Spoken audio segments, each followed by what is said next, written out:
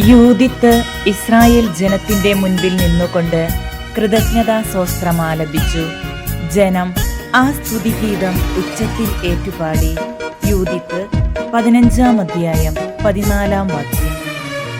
കൈപ്പാർന്ന വേദനകൾക്കപ്പുറം മധുരത്തിൻ സൗഖ്യമുണ്ടതോർക്കണം. മാനത്തെ കാർമേഘമപ്പുറം സൂര്യപ്രഭയുണ്ടെന്നതോർക്കണം. വിശ്വാസത്തോടെ നീ ദൈവത്തെ നോക്കിയാൽ ഉത്തരം നൽകുമെന്നറിഞ്ഞിടേണം. അവനുത്തരം നൽകുമെന്നറിഞ്ഞിടേണം. ഇലപൊഴിയും കാലങ്ങൾക്കപ്പുറം കളിരണിയും കാലമുണ്ടത്